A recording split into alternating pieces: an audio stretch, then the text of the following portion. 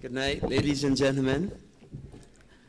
Before I start, first I was happy to hear that I will have to certify the Heritage Railway, and I think that will certainly go down in my books as a great honor, and I'm really impressed with the achievement that you've done, and I would ask that you give him really another round of applause. Really tremendous.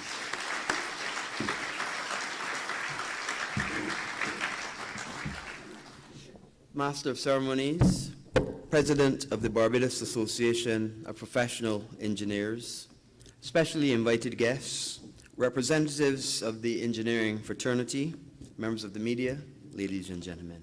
Good evening to all of you. I thank you for bestowing this signal honor on me to address this august body on this occasion. First, let me congratulate the President and the Executive of the Barbados Association of Professional Engineers on the excellent work it has performed and continues to perform to represent the interests of the profession. May it continue thus in the years to come.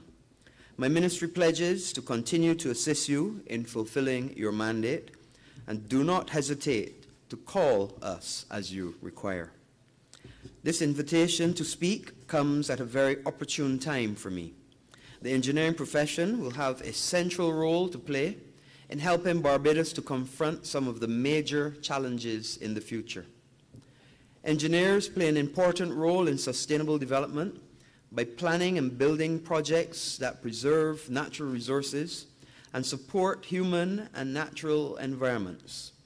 In Barbados, the work of engineers can be seen everywhere: building standards, water treatment, incineration, land reclamation, transportation networks, high-tech industries, entertainment facilities, and so many more.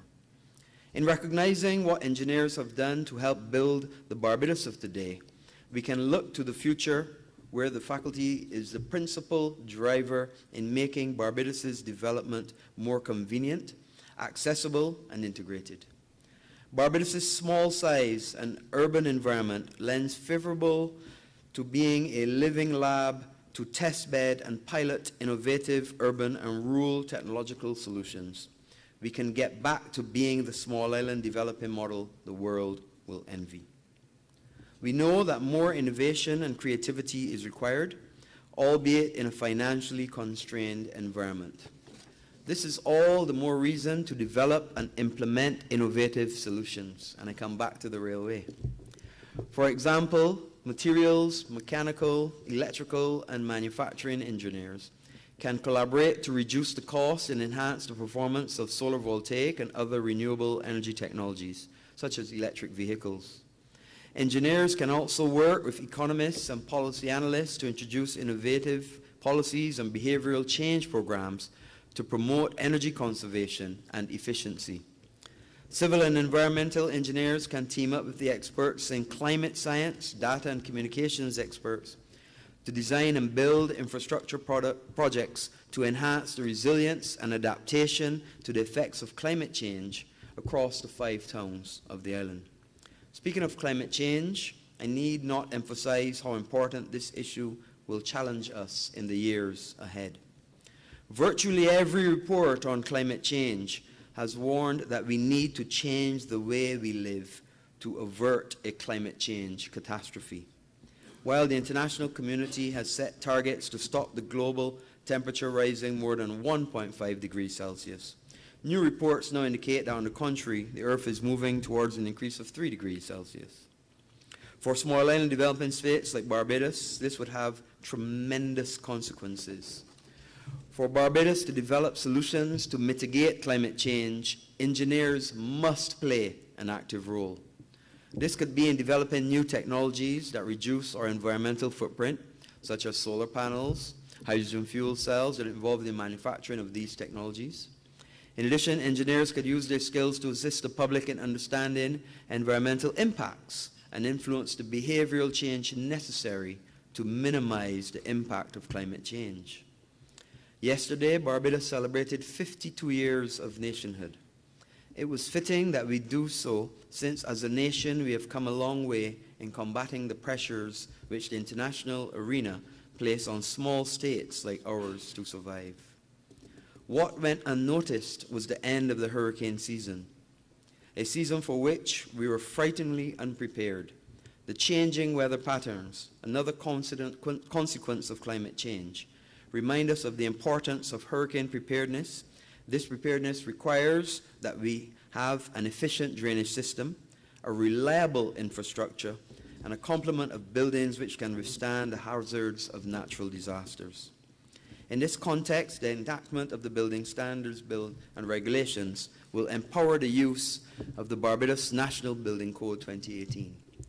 Such a measure, which is of necessity, will expand the involvement of engineers in the design and construction of buildings to ensure that they comply with the code.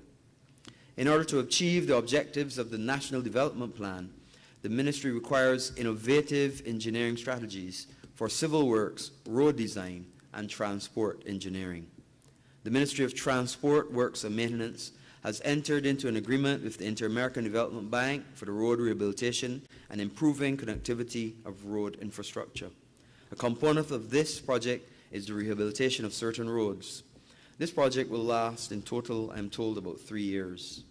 Some of the areas identified were Charles Duncan O'Neill Highway, Phase 1, 2, and 3, West Road to Sir Frank Worrell Roundabout, and the Norman Nels Roundabout to Clyde Walcott Roundabout, westbound lane. The Ministry recognizes that good infrastructure is pivotal to national development, economic growth, international competitiveness, and the livelihood of our citizens. Investing in Barbados' infrastructure is not only sound, it is a social, economic, and moral obligation of any government. My government has pledged in its manifesto to immediately address Barbados' infrastructural challenges as laid out in our 6-month mission-critical agenda. Our mid- and long-term policies will be comprehensive. I believe that there are exciting opportunities and benefits to the upgrading and expanding of Barbados' physical and technological infrastructure to meet the demands of the 21st century.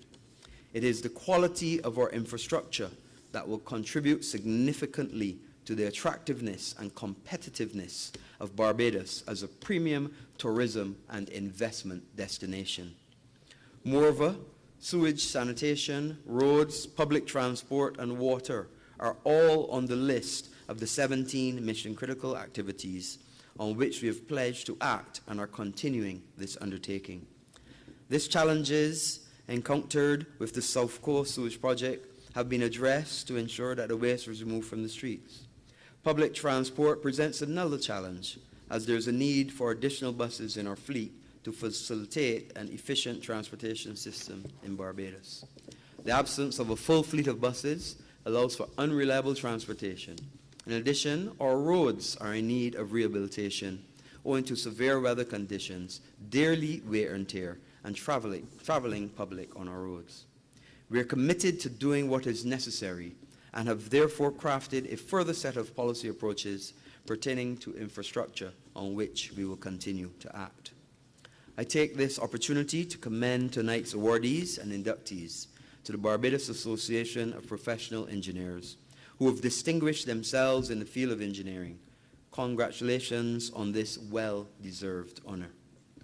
In closing, I wish to assure you, the Barbados Association of Professional Engineers, that the Ministry of Transport, Works and Maintenance remains committed to standards of engineering excellence. The Ministry hopes that our long-standing relationship continues to be mutually rewarding. I thank you.